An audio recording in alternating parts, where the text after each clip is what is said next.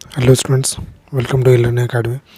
So students, today we will going to discuss about the lecture number 3, chapter 4 thermodynamics. तो students आप लोग को screen पे दिख रहा होगा चैप्टर 4 थर्मोडायनेमिक्स की यहाँ पे हम लोग बात कर रहे हैं. ओके, तो महाराष्ट्र बोर्ड सिलेबस का पूरा कंप्लीट यहाँ पे डिस्कशन करने वाले हैं. आप लोग वीडियो ध्यान से देखते रहेंगे. ओके, नेक्स्ट हम लोग बात करते हैं स्टूडेंट्स. यहाँ पे आप लोग को बता देता हूँ, यहाँ पे टेलीग्राम चैनल है. टेलीग्राम चैनल का आपको लिंक वीडियो के डिस्क्रिप्शन में मिलेगा. यहाँ पे आप लोग को पूरे नोट्स फॉर्म पीडीएफ फॉर्म में मिल जाएंगे और ये स्टडी है, यहाँ पे आप मुझे फॉलो कर सकते हो. ओके स्टूडेंट्स, हम लोग बात करते हैं heat engine. So what is the heat engine? Heat engine समझते क्या होता है.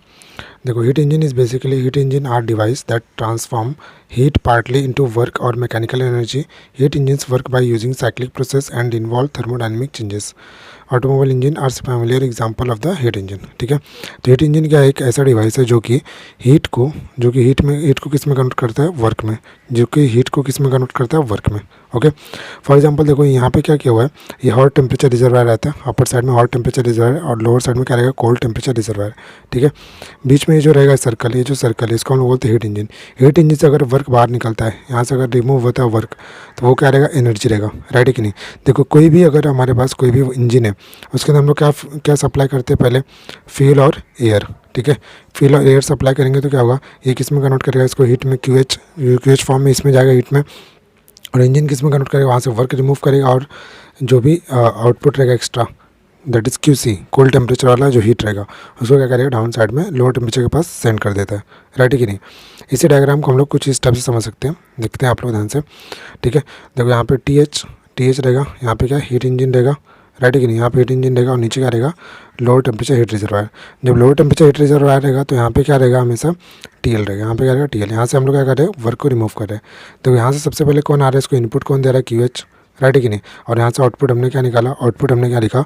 Work done. ठीक है, बट इसी के साथ साथ और क्या हो रहा है यहाँ पे और क्या हो रहा है? QL. ठीक है, अब देखो स्टूडेंट्स, ये जो पार्ट था QH से ही QL और W मिला. राइट है कि नहीं? तो मैं यहाँ पे क्या ऐसा लिख सकता हूँ? QH is equals to W plus QL. Right है कि नहीं? तो ऐसा मैं लिख सकता हूँ. देखो ये यहाँ पे लिखा है. ठीक है, इसको सिंप्लीफाई करते W इज इक्वल्स टू क्या आएगा? QH minus QL. राइट है कि नहीं? सो this is nothing but the work done. This is nothing but the work done. ठीक है, तो ये जो वर्क है, ये वर्क किस में से मिल रहा है हम लोग को? हीट इंजन से मिल रहा है. ओके, तो यहाँ पे स्टेटमेंट जो लिखा है, आई होप आप लोग समझ करेंगे ये स्टेटमेंट क्या बोल रहा है. ठीक है, जो कि बहुत सिंपल है. ठीक है, अब नेक्स्ट बात करते हैं एलिमेंट्स ऑफ हीट इंजन. देखो, एलिमेंट्स ऑफ हीट इंजन क्या रहेगा? यहाँ पे सबसे पहले रिजर्वायर से, ये hot reservoir and cold reservoir. तो ये रिजर्वायर्स हो गए एलिमेंट. सेकंड एलिमेंट क्या रहेगा? जो ये वर्किंग फ्लूइड रहेगा, आगे जो मूव करेगा इसके अंदर जो फ्लूइड रहेगा, एयर और फ्यूल जो मिक्सचर रहेंगे, वो वर्किंग फ्लूइड बोलते हैं. ठीक है, वो सेकंड एलिमेंट हो गया. थर्ड एलिमेंट किस में? देखो, ये जो भी वर्क हो रहा है, वर्क कहाँ पर हो रहा है हमेशा? ये वर्क हमेशा कहाँ हो रहा है? पिस्टन और सिलेंडर में, पिस्टन एंड सिलेंडर में. ठीक है, तो यहाँ पे थर्ड एलिमेंट क्या रहेगा? Piston cylinder. तो स्टूडेंट समझते हैं what is the element of heat engine. तो यहाँ पे फर्स्ट एलिमेंट क्या दिया? Working substance. सेकंड एलिमेंट क्या है? Hot and cold reservoir. And third one is nothing but the cylinder. And इसके साथ में और क्या लिखेंगे हम? पिस्टन. ओके, तो यहाँ पे क्या बोला? It is a system. Working substance का एक सिस्टम रहेगा हमारा. सिस्टम क्या होता है? जिसके ऊपर हम स्टडी करते हैं. So it is a system on और it can be ideal gas. तो क्या हो सकता है? आइडल गैस हो सकता है. सेकंड क्या बोलता है? Working of substance can be mixture of fuel vapour and air in a gasoline. Gasoline मतलब क्या होगा? पेट्रोल.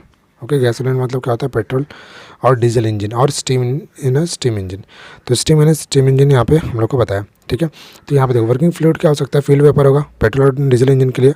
और स्टीम इंजन के लिए क्या होगा? स्टीम होता है. राइट है कि नहीं?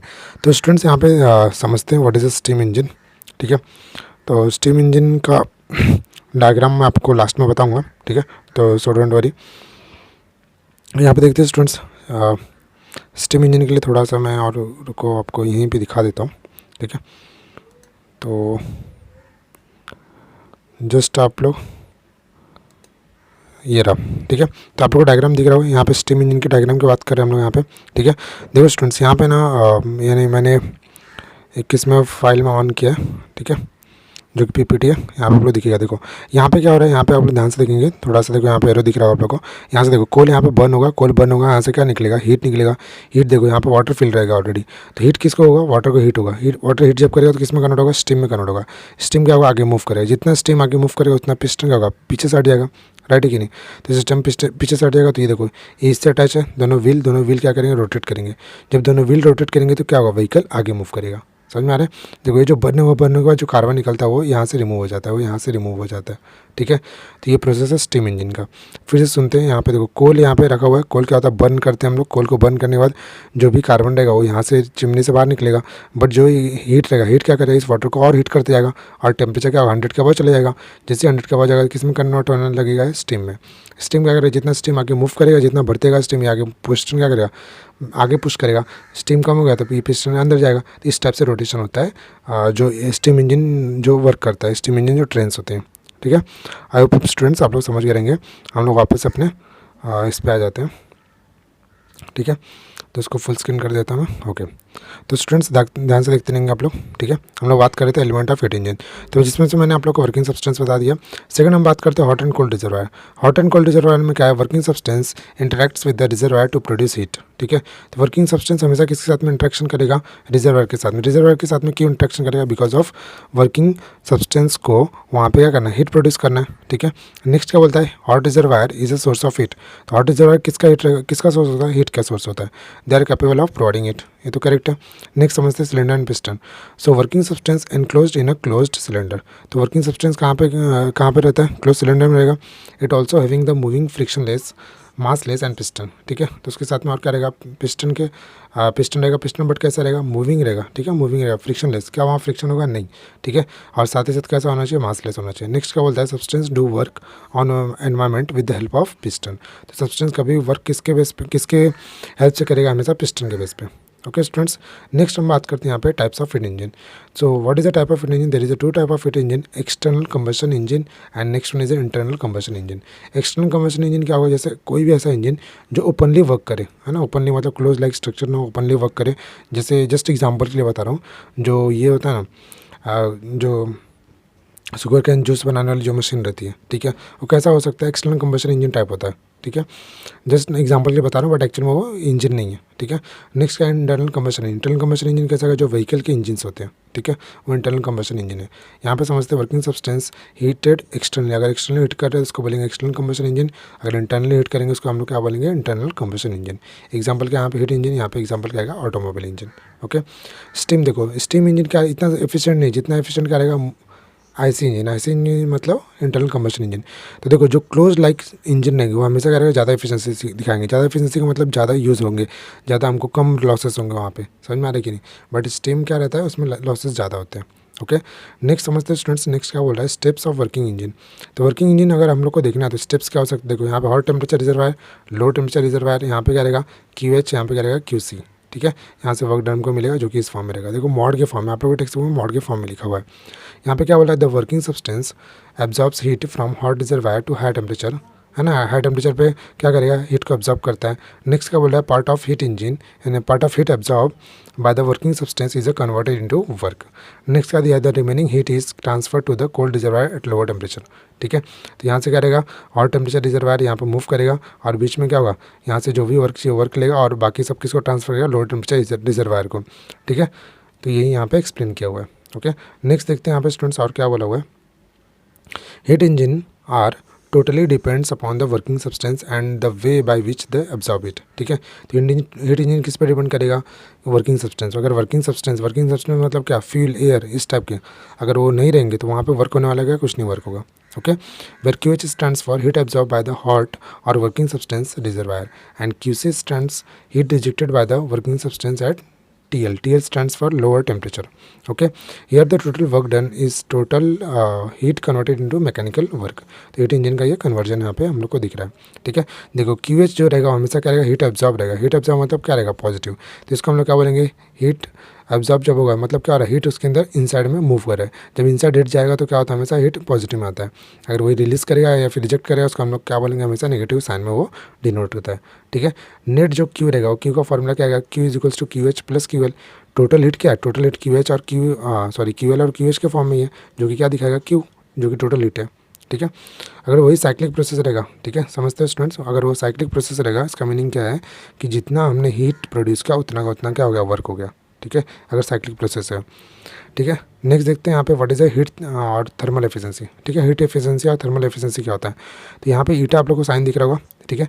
ये साइन यहाँ पे क्या है, एफिशिएंसी का साइन है, ओके। तो समझते हैं स्टूडेंट्स, फॉर एग्जांपल आप लोग को कोई एग्ज़ाम हुआ और 100 मार्क का पेपर है, ठीक है, उसमें से अगर आप लोग को 70 मार्क्स मिलता है, ठीक है, 70, तो 70 मार्क्स जो मिल रहा है वही आप लोगों का एफिशिएंट है, वो आपका एफिशिएंट है, मतलब उतनी एबिलिटी है कि आप लोग उतना स्कोर कर सकते हो, ठीक है, आउट ऑफ कितना था 100, ठीक है, तो 100 में से 70 मिला आपको, तो 70% क्या है आप लोग का एबिलिटी, और इसको हम लोग बोलते हैं एफिशिएंसी, ठीक है। उसी को हम लोग क्या करेंगे, हीट इंजन के फॉर्म में स्टडी करते हैं। देखो जब भी हीट इंजन हम लोग स्टडी कर रहे हैं, ठीक है, हीट इंजन इस फॉर्म में हम लोग स्टडी कर रहे हैं, तो जो क्यू एच है क्या पूरा का पूरा हीट में वर्क में कन्वर्ट कर रहा हूँ, नहीं, ऐसा नहीं हो रहा है। क्या हो रहा है, यहाँ पे लॉसेस हो रहे हैं, कुछ यहाँ पे चले जा रहे हैं क्यू एल के फॉर्म में, राइट कि नहीं। इसका मीनिंग क्या है कि यहाँ पे जो हमारे पास आउटपुट है वो क्या है, इतना वर्क डन है ना, मतलब इतना मुझे मार्क्स मिल रहा है, डब्ल्यू मार्क्स मिल रहा है, टोटल मेरे पास कितने थे, कितना मैं स्कोर कर सकता था, क्यू एच, तो यहाँ पे क्यू एच मिला। तो W by Q H is nothing but the efficiency. I hope आप स्टूडेंट समझ गए रहेंगे, ठीक है। W बाई क्यू एच है, W का फॉर्मूला भी थोड़ी देर पहले लिखा था हमने, Q H minus Q C, same as it is लिखा। अब देखो दोनों का बेस कॉमन है, सिंप्लीफाई करेंगे, तो यहाँ पे देखो ये क्यू एच इसके साथ में जब सिंप्लीफाई होगा, देखो क्या आएगा, Q H upon Q H आएगा, जब यहाँ पे बेस कॉमन रहेगा जो, उसको रिमूव करेंगे तो यहाँ पे बीच में माइनस, नेक्स्ट क्या आएगा, Q C upon Q H, तो ये कैंसिल हो गया, क्या आएगा, 1 minus Q C upon Q H. तो so this is nothing but the efficiency, और it is also called as a thermal efficiency. Next क्या बोला, it represent the ratio of quantity of energy, ठीक है। तो ये जो रेशियो है ना, ये क्या रिप्रेजेंट करता है, एनर्जी का क्वांटिटी से रिप्रेजेंट करता है, कौन, डब्ल्यू और क्यू एच। देखो डब्ल्यू क्या है यहाँ पे, एनर्जी, ए भी एनर्जी है, दोनों भी एनर्जी है। अगर दोनों का यूनिट की बात करते हैं, दोनों यूनिट क्या आएगा, जूल, तो जूल जूल क्या होगा, कैंसिल होगा, जूल जूल कैंसिल होगा, इसका meaning it as a no unit, और it is also called as a unitless और डायमेंशनलेस क्वांटिटी। नेक्स्ट बात करते हैं student, what is a heat engine, okay, what is a heat engine and PV diagram, what is heat engine and PV diagram, समझते हैं। देखो already explain किया हुआ है, heat engine work on a cyclic manner, heat engine uses energy absorb in the form of heat to do the work and then reject heat which can not be use to do the work, ठीक है। Heat is absorb in one part of cycle and unused heat rejected to the other part of cycle, ठीक है। तो students यहाँ पे जो most important वाला पढ़ने वाली जो थिंग है वो ये वाला पार्ट है, ठीक है। यहाँ पे क्या दिया हुआ है, देखो फॉर एग्जांपल जर्नी हमारा देखो प्रेशर और वॉल्यूम डायग्राम है, पीवी डायग्राम, ठीक है। यहाँ से जर्नी स्टार्ट होता है ए से बी जाएगा तो हीट एब्जॉर्प्शन होगा, ठीक है, ए से बी जाएगा तो हीट एब्जॉर्प्शन होगा, और यहाँ से जब वो सी के पास आएगा तो वर्क डन होता है, work done by the gas, और यहाँ से यहाँ तक क्या होगा, हीट रिजेक्शन होगा, ओके। और अगेन डी टू ए जाएगा तो work done on the gas, ठीक है। यहाँ पे क्या हो रहा है, कंप्रेशन हो रहा है एक्चुअल में, तो यहाँ पे work done on the gas होता है, ठीक है। So this is nothing but the PV diagram for heat engine. Next समझते हैं student, what is a refrigerator और हीट पंप, ठीक है। यहाँ पे क्या दिया है, in heat engine we seen that the heat always transferred from high temperature to lower temperature, ठीक है। अगर हीट एनर्जी मैकेनिकल वर्क में कन्वर्ट हो रहा है, मतलब कौन सा है, क्या है, हीट इंजन है, ठीक है। बट वही अगर इसका उल्टा होता है, अगर मैकेनिकल वर्क को हीट में हम लोग कन्वर्ट कर लेते हैं, या फिर कोई भी एनर्जी है ना, वर्क या फिर कोई भी एनर्जी या फिर इलेक्ट्रिकल एनर्जी को अगर हीट में हम लोग कन्वर्ट करेंगे तो उसको हम लोग बोलते हैं रेफ्रिजरेटर, उसको हम लोग क्या बोलते हैं, रेफ्रिजरेटर, और क्या बोल सकते हैं हम लोग, हीट पंप बोल सकते हैं, ओके। देखो जो हम लोग ने इसके पहले साइकिल पढ़ा कि ये अपर से लोअर जाता है, ठीक है, बट हीट पंप में और रेफ्रिजरेटर में क्या होता है, इसका जस्ट उल्टा। क्या होगा, आप देखो यहाँ से कूलिंग वाला जो क्यू एल था वो ऊपर जाएगा, और यहाँ से हमको क्या प्रोवाइड करना पड़ेगा, इसको एनर्जी, बाहर से एनर्जी किस फॉर्म में प्रोवाइड करेंगे, इलेक्ट्रिकल एनर्जी के फॉर्म में, ठीक है। एनर्जी प्रोवाइड किया, यहाँ से ऑलरेडी कूलिंग था, और कूल करेगा उसको, आगे मूव करेगा, और यहाँ से हीट को रिलीज़ कर देगा बाहर साइड में, ठीक है। So this is nothing but the refrigerator, और इसको हम लोग क्या बोलते हैं, हीट पंप। देखो ये आप लोगों को टेक्स्ट बुक में इस टाइप से डायग्राम दिया है, ठीक है, ये भी राइट है और ये भी राइट है, ओके स्टूडेंट्स, आई होप आप लोग समझते रहेंगे, बहुत सिंपल है, ठीक है। तो यहाँ पे देखते हैं नेक्स्ट क्या बोला है, heat flow from colder region to hotter region according to the second law of thermodynamics, heat can not flow from lower temperature to higher temperature on its own, ठीक है। देखो फर्स्ट लॉ ऑफ थर्मोडायनेमिक्स क्या बोलता था, जितना heat produce करोगे उतना पूरा पूरा वर्क हो जाएगा, बट एक्चुअल में ऐसा पॉसिबल है क्या, उल्टा हम लोग पॉसिबल कर सकते हैं, मतलब लोअर टेम्परेचर से हायर टेम्परेचर को पॉसिबल कर सकते हैं बिना उसको एनर्जी दिए, ऐसा पॉसिबिलिटी नहीं है, ओके। तो उसके लिए हम लोग क्या करते हैं, यहाँ पे सेकंड लॉ ऑफ थर्मोडायनेमिक्स पढ़ते हैं, we can apply force into the heat flow, refrigerator, air conditioner, heat pump are the example which transfer heat from lower temperature to higher temperature, okay. तो ये सब क्या करते हैं, लोअर टेम्परेचर से higher temperature में हीट का transfer कराते हैं। नेक्स्ट यहाँ पे क्या बोलता है, refrigerant helps into the transferring heat from the lower temperature to higher region, lower region to higher reason, ठीक है। तो स्टूडेंट्स यहाँ पे मैं आप लोगों को बताता हूँ थोड़ा सा लाइन डायग्राम के फॉर्म में, ताकि आप लोग को प्रॉब्लम में समझ में आ जाए, ठीक है। तो देखो यहाँ पे फॉर एग्जांपल ये रेफ्रिजरेटर है, तो रेफ्रिजरेटर यहाँ पे रहेगा, यहाँ से आगे मूव करता है, यहाँ पे रहेगा कंप्रेसर, ठीक है, यहाँ पे रहेगा कंप्रेसर। नेक्स्ट यहाँ पे रहेगा कंडेंसर, ठीक है। नेक्स्ट यहाँ पे आगे मूव करते हैं, कंडेंसर के बाद यहाँ पे रहेगा आप लोग को एक्सपांसन वाल्व, ठीक है। यहाँ पे क्या रहेगा, एक्सपांसन वाल्व। एक्सपांसन वाल्व के बाद किस में जाएगा, रेफ्रिजरेटर में, ओके स्टूडेंट्स। तो समझते हैं ये जो प्रोसेस, अगर आप लोग को ये समझ में आएगा तो आप लोग को सब कुछ समझ में आ जाएगा। ओके, नेक्स्ट यहाँ पे ध्यान से देखते हैं, ठीक है। देखो स्टूडेंट्स, यहाँ पे फॉर एग्जांपल यहाँ पे रेफ्रिजरेटर से वहाँ से अपना वर्किंग फ्लूइड निकला, ठीक है।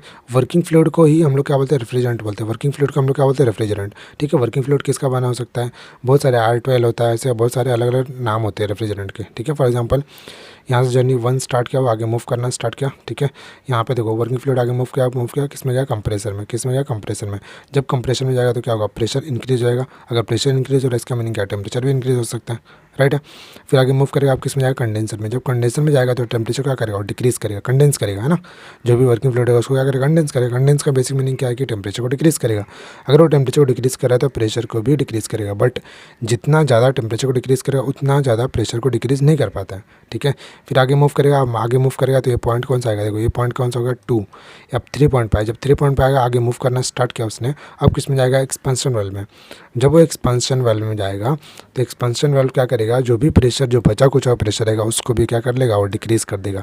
अब जो हमारा वर्किंग फ्लूइड एकदम ठंडा हो गया रहेगा, अब उसका जो कोल्ड जो इफेक्ट है वो कहाँ पे हम लोग उसको कहाँ पे छोड़ेंगे, उसको रेफ्रिजरेटर में छोड़ देंगे, रेफ्रिजरेटर में छोड़ देंगे। सो this is nothing but the point number 4, okay. अब ये देखो यहाँ पे मैंने किसका प्रोसेस बताया आप लोग को, रेफ्रिजरेटर का, ठीक है। देखो यहाँ पे जो मॉलिक्यूल्स रहेंगे, मॉलिक्यूल्स किसके मैं बात कर रहा हूँ, रेफ्रिजरेंट के। रेफ्रिजरेंट एक फ्लूइड होता है जो कि जैसे अमोनिया हो गया, इस टाइप से फ्लूइड उसके अंदर फिल किया हुआ रहता है, ठीक है। वो ये सब काम करता है। उसके मॉलिक्यूल्स क्या करेंगे, मॉलिक्यूल्स सभी जो भी यहाँ पे जितने भी हीटिंग इफेक्ट रहेगा, देखो हीट कौन प्रोड्यूस करेगा, हीट प्रोड्यूस करने वाले कौन रहेंगे, यहाँ पे फ्रूट्स रहेंगे, वेजिटेबल्स रहेंगे, जो लाइट्स लगी रहती है रेफ्रिजरेटर में वो सब रहेंगे। उसके हीट के पॉकेट्स को मॉलिक्यूल्स को लेगा, फिर वो कंप्रेसर में जाएगा, सेम प्रोसेस करेगा, फिर कंडेंसर में कंडेंस करेगा, उसके बाद एक्सपेंशन में ले जाके एकदम ठंडा करेगा, फिर से रेफ्रिजरेटर में क्या करेगा, ठंडा गैस वहाँ पे छोड़ेगा, और वहाँ से फिर से जितने भी हॉट मॉलिक्यूल्स रहेंगे सबको फिर से इस टाइप से प्रोसेस कराते रहेगा, ठीक है। अगर यहीं पे हीट पंप लगा रहता, अगर यहीं पे क्या होता है, हीट पंप लगा रहता, तो यहाँ पे हम लोग क्या करते हैं, हीट पंप अगर यहाँ पे लगा रहता तो यहाँ पे हम लोग क्या करते हैं, हीट पंप को इसी टाइप से सेम प्रोसेस करा लेते हैं, ठीक है। बस सिर्फ यहाँ पे मेन कंसर्न क्या है हमारा, जो हम लोग पहले क्या करते हैं, हॉट मॉलिक्यूल्स को लेके जा रहे थे, अब यहाँ से क्या करेंगे, कोल्डर मॉलिक्यूल्स को ले जाएंगे, कोल्डर मॉलिक्यूल्स को ले जाएंगे, आगे प्रोसेस होगा, ठीक है। कंप्रेसर में कंप्रेस करेगा वो, और कंडेंसर में क्या करेगा, उसको कंडेंस की जगह पे, देखो उसको कंडेंस की जगह पे वो क्या करेगा, और उसको हीटिंग कराएगा, ठीक है। कंडेंस के और क्या करेगा, उसको हीटिंग कराएगा। कंडेंस कैसे वर्क करने लगेगा, उल्टा वर्क करेगा, ठीक है। उल्टा जब वर्क करने लगेगा तो उसको क्या करेगा, टेम्परेचर बढ़ाएगा, प्रेशर बढ़ाएगा, और आगे मूव कराएगा एक्सपेंशन वाल्व में, फिर इस टाइप से आगे मूव करेगा। और हीट पंप में हम लोग को, देखो हीट पंप में हमको किसकी रिक्वायरमेंट होता है, हमको हीट पंप में क्या चाहिए रहता है, हमेशा हाई टेम्परेचर, है ना, मतलब हॉट चाहिए रहता है। हीट पंप में इज़ नथिंग बट द क्या होता है, हीटर, ठीक है। आप लोग का जो हीटर होता है उसकी मैं बात करता हूँ, ठीक है। तो स्टूडेंट यहाँ पे स्कीमेटिक डायग्राम दिया, ये आप लोग समझ सकते हो, इसको एक्सप्लेन करने की नीड नहीं लगता मुझे, तो ये आप लोग ये देख लेंगे, आप लोग टेक्स्ट बुक में दिया भी है, ठीक है। नेक्स्ट हम बात करते हैं स्टूडेंट्स, इसके पहले मैं इसको कलरिंग, ओके। देखो रेफ्रिजरेटर के कुछ पॉइंट्स यहाँ पे लिखे हुए हैं, देखो जो मैं यहाँ पे आप लोग को लाइन डायग्राम के फॉर्म में यहाँ पे एक्सप्लेन किया, वही यहाँ पे क्या हुआ है, एक आप लोग को डायग्राम के फॉर्म में टेक्स्ट बुक में दिया हुआ है, ठीक है। उसको मैंने ग्राफ को यहाँ पे रखा हुआ है, देखो यहाँ पे जो मैंने एक्सप्लेन किया यहाँ पे बनाया हुआ है। So refrigerator is nothing but artificial cooling, ठीक है। Refrigeration is the process of cooling a space और substance of a system in to maintain its temperature below its ambient temperature, ठीक है। तो एम्बिएंट टेम्परेचर मतलब क्या होगा, बाहर का atmospheric pressure, sorry atmospheric temperature, right है कि नहीं। एटमॉस्फेरिक टेम्परेचर अगर मैं बात करता हूँ, मतलब अगर उससे अगर ठंडा रहेगा तभी तो हम लोग बोलेंगे कूल हो रहा है, नहीं तो बाहर का भी सेम टेम्परेचर रहेगा तो कैसे बोलोगे कूल हो रहा है, राइट है कि नहीं, ठीक है। देखो सेम टाइप का यहाँ पे दिया, कंप्रेसर यहाँ पे करेगा, हॉट रीजन यहाँ पे जनरेट हो जाता है, कंडेंस करेगा, कंडेंस करने के बाद एक्सपेंशन वाले में भेजेगा, फिर इवेपोरेटर में इस टाइप से वर्क होता रहता है। इवेपोरेटर कॉयल है ये, ठीक है, किस में जाता है, रेफ्रिजरेटर में, ओके स्टूडेंट्स। नेक्स्ट हम लोग बात करते हैं, आगे मूव करते हैं। नेक्स्ट यहाँ पे क्या दिया है, it is extract heat from colder region and delivered it to the surrounding and the make that the region more cooler, ठीक है। तो देखो क्या करता है वो, जब हीट एक्सट्रैक्ट करता है और उस जो भी रीजन है उसको और ज़्यादा कूलिंग करता है, ठीक है। तो यहाँ पे अच्छे से मैंने लिखा हुआ है, आप लोग ड्रॉ कर सकते हो। Refrigerant always takes heat from cold region and extract it into the higher region, okay. देखो कंडेंस के बाद क्या होता है, प्रेशर डिक्रीज होगा और टेम्परेचर भी क्या होगा, डिक्रीज होगा, ओके। नेक्स्ट समझते हैं students, what is the performance of refrigerator, ठीक है। देखो स्टूडेंट्स, जब भी हम लोग रेफ्रिजरेटर लेने जाते हैं, ठीक है, तो वहाँ पे हम लोग किस बेसिस पे लेते हैं, हमेशा उसके परफॉर्मेंस के बेसिस पे, ठीक है। देखो यहाँ पे जो W उसको हम लोग बोलेंगे work done on refrigerator, QC heat absorb from the cold body and when the work is done, QH is a heat loss by the refrigerant in hotter region, QC is greater than 0 and QH is less than 0 and W is less than 0, ठीक है। तो ये आप लोग को performance दिया हुआ है। देखो परफॉर्मेंस को इसको शॉर्ट में लिखते हैं COP। COP stands for coefficient of performance, और इसको नोट करते के से। के क्या रहेगा हमेशा, ध्यान से देखेंगे। देखो के क्या रहेगा हमेशा, रेफ्रिजरेटर में हमको किसकी नीड रहती है, ठंडा, है ना, कूलिंग हीट की, कूलिंग इफेक्ट की। तो यहाँ पे हम लोग हमेशा जिसका रिक्वायरमेंट है वो ऊपर लिखेंगे, ठीक है। और किस में से हमको मिल सकता है, वर्क कितना एनर्जी देंगे उसके बेसिस पे हमको मिलेगा।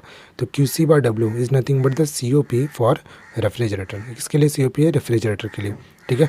अगर मैं यहाँ पे COP फॉर हीट पंप के लिए लिखना चाहूँगा तो क्या लिखूँगा, के। देखो के क्या सिंबल है, किसका सिंबल है, परफॉर्मेंस ऑफ हीट पंप के लिए या रेफ्रिजरेटर के लिए, ओके। देखो हम लोग को अगर हीटर है यहाँ पे हमको किसकी नीड रहेगी, हीट की, मतलब मुझे हीटर ज़्यादा, हीटिंग ज़्यादा चाहिए, हीटिंग इफेक्ट ज़्यादा चाहिए, तो अब मुझे QH, हम कंसर्न किसको करेंगे, QH। और कहाँ से करेंगे, जो टोटल एनर्जी रहेगा।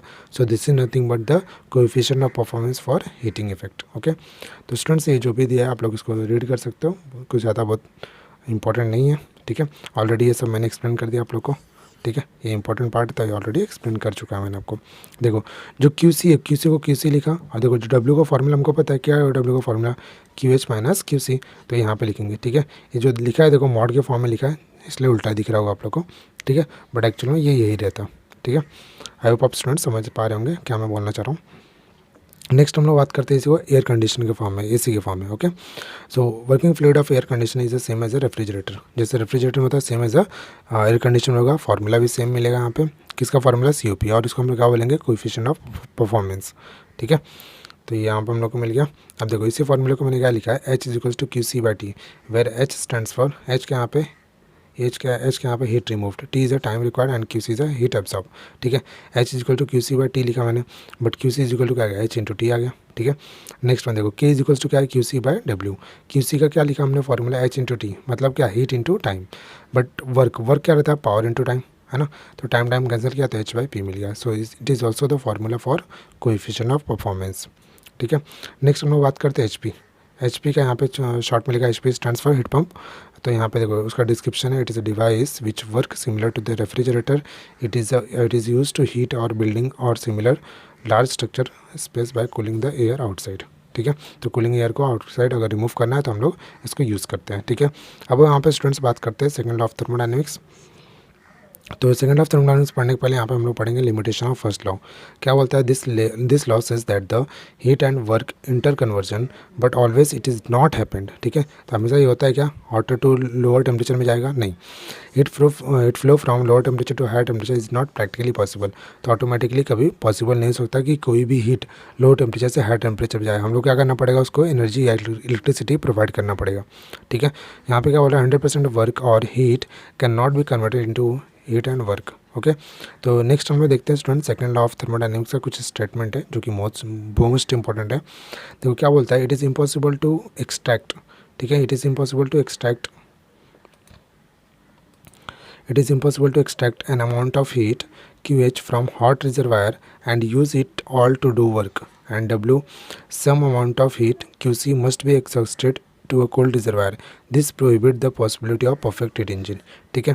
तो क्या बोलता है, देखो हाई टेम्परेचर से लो टेम्परेचर में हीट, हाई टेम्परेचर से, देखो क्या बोल रहा है फिर से, it is impossible to extract an amount of heat from hot reservoir and use it to do the work. मतलब यहाँ से QH जितना पास किया सबका सब वर्क डन में कन्वर्ट हो गया, और QL यहाँ पे आगे पास नहीं करता है, ठीक है। ऐसा एक्चुअल में पॉसिबल है क्या, नहीं पॉसिबल है, ठीक है। कुछ ना कुछ लॉसेस होंगे, है ना। तो इसको हम लोग बोलते हैं सेकंड लॉ ऑफ थर्मोडायनेमिक्स का जो फर्स्ट स्टेटमेंट है। इसी को और देखो, इसी स्टेटमेंट को और क्या बोलते हैं हम लोग, इंजन लॉ बोलते हैं। इसी को और क्या बोलते हैं, engine statement of second law of thermodynamics बोलते हैं। और इसको हम लोग क्या बोलते हैं, कैल्विन प्लैंक स्टेटमेंट बोलते हैं। कैल्विन प्लैंक जो नेम ऑफ साइंटिस्ट है, it is name of scientist. तो कैल्विन प्लैंक स्टेटमेंट भी बोलते हैं हम इसको, okay. So this is also known as this is nothing but the first form of second law of thermodynamics. तो second law is nothing but the two types of, देखो दो statement पे basis है, Kelvin Planck statement and Clausius statement, ठीक है। जो kelvin Planck statement है basically इसके बारे में बताता है हीट इंजन, और जो क्लॉसेस स्टेटमेंट बेसिकली इसके बारे में बताएगा रेफ्रिजरेटर एंड हीट पंप के बारे में, ओके। नेक्स्ट देखते हैं स्टेटमेंट, जो नेक्स्ट स्टेटमेंट है वो किसका है, क्लॉसेस का है, okay. It is impossible for heat to flow from colder body to warmer body without any work having done to accomplish this flow, ठीक है। लोअर टेम्परेचर या हाई टेम्परेचर में इजीली पॉसिबल कर सकता है कि अपने आप नहीं, उसको क्या करना पड़ेगा, एनर्जी प्रोवाइड करना पड़ेगा।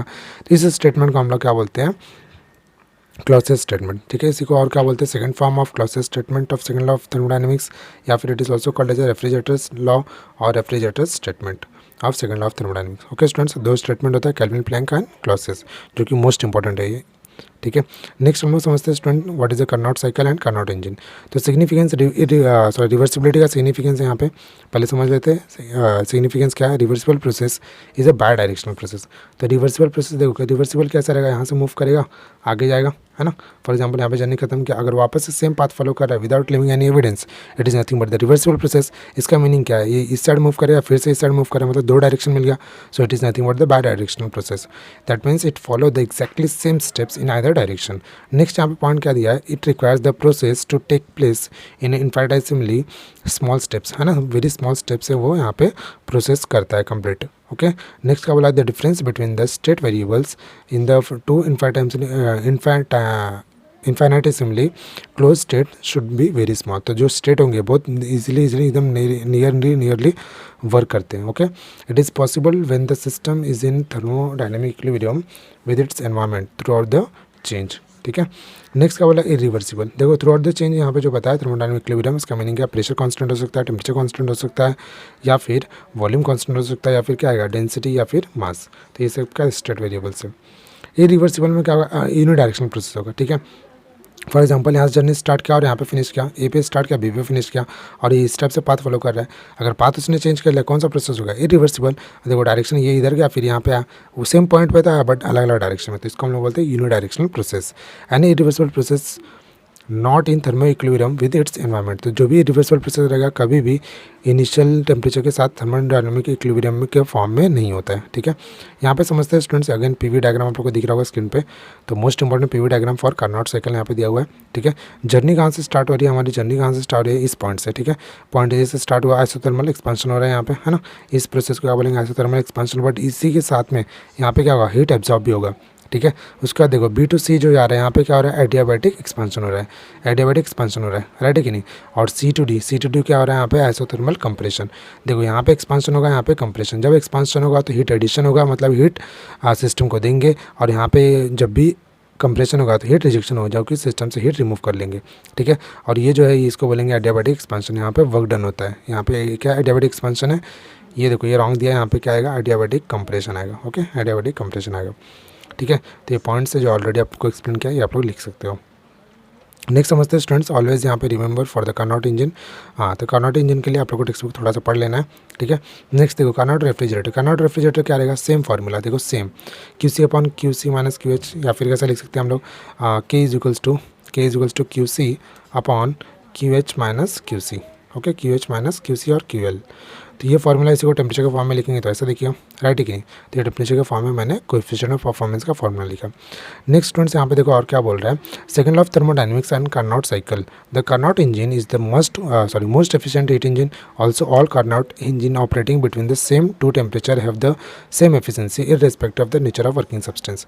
देखो तो कोई भी इंजन का अगर हम लोग एफिशिएंसी की बात करते हैं तो उसके वर्किंग सब्सटेंस पे डिपेंड नहीं करता है, किस पे डिपेंड करेगा वो, उसके किस पे डिपेंड करेगा, वो टेम्परेचर पे डिपेंड करेगा। कौन सा टेम्परेचर, जो हाई टेम्परेचर था और जो लोअर टेम्परेचर था, तो दोनों टेम्परेचर पे डिपेंड करेगा। उसके वर्किंग फ्लूइड कौन सा है कौन सा नहीं है उस पर डिपेंड नहीं करता।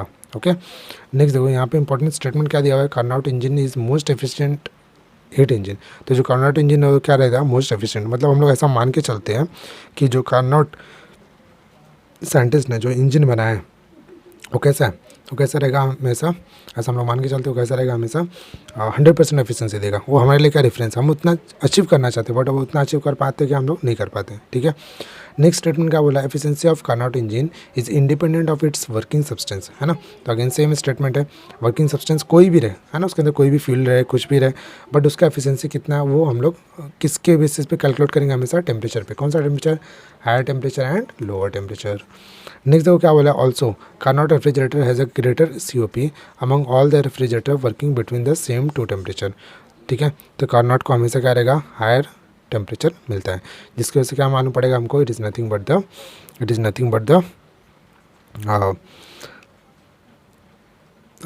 देखो it is nothing but the efficiency किसका, हाई है, ठीक है।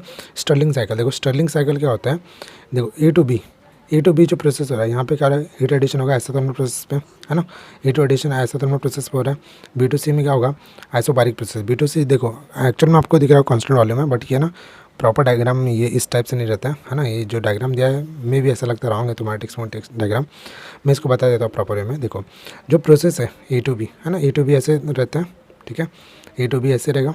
अगर आइसोथर्मल एक्सपेंशन की बात करोगे, जो बी टू सी है, ठीक है, जो बी टू सी है वो क्या आइसोबारिक है, वो कुछ इस टाइप से रहता है बी टू सी, ठीक है।